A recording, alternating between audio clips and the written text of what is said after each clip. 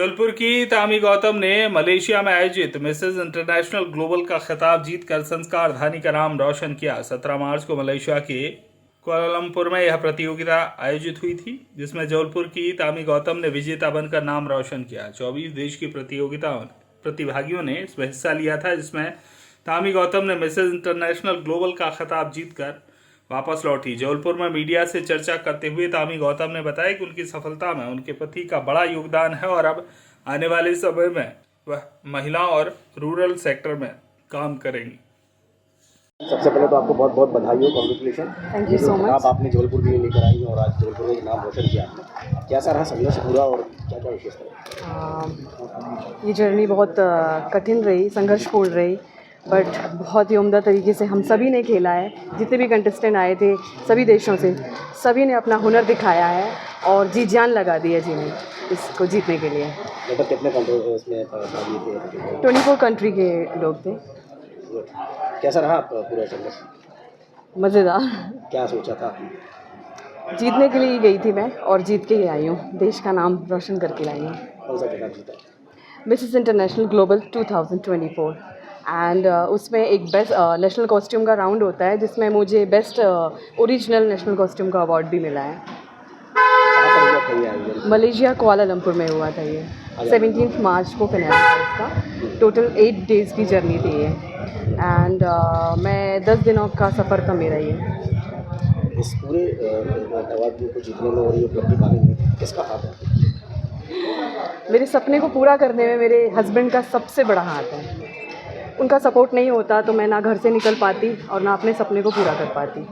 उसके बाद मेरी ऑर्गेनाइजेशन है मिसेस इंडिया लेगेसी, उनकी डायरेक्टर है अमीशा चौधरी। उनके पूरे गाइडेंस के थ्रू मैंने ये सफ़र पूरा किया है और ट्रेनिंग एक्सपर्ट्स के साथ उन्होंने ट्रेनिंग दिलाई मुझे। दिल्ली में गुड़गांव में लेफ्टिनेंट रीटा गंगवानी, उनके साथ ट्रेनिंग हुई है। मुंबई में मोनाज रनैना, वॉइस स्मिथ्स में राज के बरुआ एंड पुणे में तन्वी खरोटे। इनकी ट्रेनिंग के थ्रू मैंने ये पड़ाव पार किए हैं और अमीशा मैम का हमेशा मेरे सिर पे हाथ रहा है, आशीर्वाद रहा है। उन्होंने हर मोड़ पे मुझे गाइडेंस दिया है। जहाँ मैं अपने आप को डगमगाता हुआ महसूस करती थी, रोने लगती थी, उन्होंने हमेशा मुझे एक माँ की तरह, बड़ी बहन की तरह, दोस्त की तरह संभाला है और इस संघर्ष को पूरा किया है। कितना समय लगा यहाँ तक पहुँचने? साल भर लग गया है। अपने जबलपुर में इससे टैलेंटेड है, उनको स्टेज प्लेटफॉर्म नहीं मिल पा रहा। जी हाँ। उनके लिए क्या मैसेज है? मेरी एडवोकेसी है विमेन एम्पावरमेंट की। उसके लिए मैं रूरल सेक्टर से स्टार्ट करूँगी।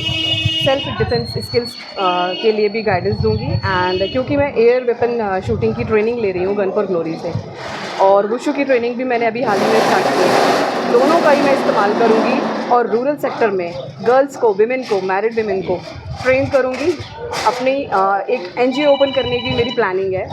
सो काफ़ी कुछ करना है मुझे इसके लिए एंड रही बात अपने सपनों को पूरा करने के लिए, तो मैं मैरिड विमेन से बोलूँगी कि आप सपने देखिए, सपने कभी मरते नहीं हैं। सपने देखिए, उन सपनों को पूरा करिए, परिवार को अपना ओपिनियन बताइए और उनको साथ में लेके चलिए। ज़रूर सबका साथ मिलता है जैसे मुझे मिला। कितने मेंबर हैं आपके? मेरे माता पिता, मेरे सास ससुर और बड़े भाई और मेरे हस्बैंड के बड़े भाई एंड 2 मेरी सिस्टर इन लॉज हैं। मेरा बेटा है 10 साल का। जी बिल्कुल बिल्कुल रहा है और उसको सिखाने के लिए मैंने हमेशा से अपनी ज़िंदगी में जो भी कदम रखा है मुझसे ही मेरा बेटा सीखेगा। और आज मैंने जो भी उपलब्धि हासिल की है, मैंने अकेले नहीं, मेरे पूरे परिवार का सहयोग रहा है। मेरे माता पिता, मेरे भाई, मेरी भाभी, मेरी भतीजियाँ, मेरी 2 सिस्टर्स हैं और सारे परिवार का सहयोग रहा है। क्योंकि इमोशनली अगर आप अटैच्ड होते हो फैमिली से और कभी ऐसे संघर्ष के लिए आगे निकलते हो, अगर आपकी फैमिली सपोर्ट नहीं करती है तो आप अब उस संघर्ष को पूरा नहीं कर पाते हो। Once again, आपको thank you so much. Thank you. Jabalpur से आशीष बाथरे की रिपोर्ट।